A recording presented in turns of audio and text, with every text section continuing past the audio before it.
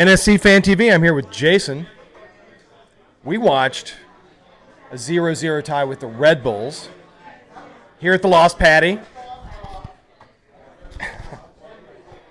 What'd you see, man? Well, it's a shade of some games from last year. 0-0 draw. Some bad refereeing again. Give me an example. When Walker went down in the box and they didn't even bother to check the VAR on that. At least check it. I mean, if you at least look. Yeah, because if you look at it, it's okay, that's not a foul. It's okay, well, it wouldn't have mattered, but I mean, if you did look at it and you did see a foul, we could have won the game. Things would have been very different in that game had a pen been given there. So we had some bad refereeing. That happens. Man, a little home cooking. They're in New York. So Sorry, yeah, that's exactly it. It's the New Jersey Energy drink team. So we see a little bit of that. We see any upsides with this team? I thought Joe Willis played a pretty great game. He had some pretty good saves. Walker, he had some pretty good stops on the ball. Probably helped us there from giving away a goal. So I think defensively we did pretty well.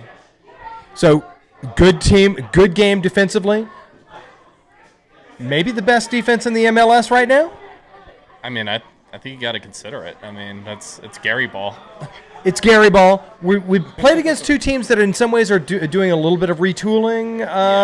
I mean, Morgan still and Manuel are still there for them. They've lost out on Klamala.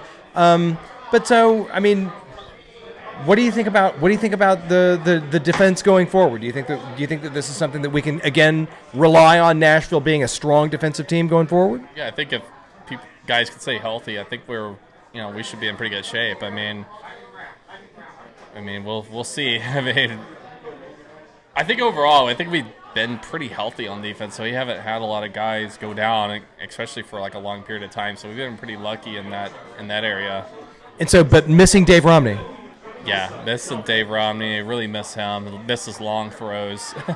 We missed the long throws tonight. There were a lot of times when we saw Dan Lovitz throw that ball, and it was coming up about 5 yards shorter than we were expecting it to. Yeah, Romney's like a freaking quarterback out there with throw-ins.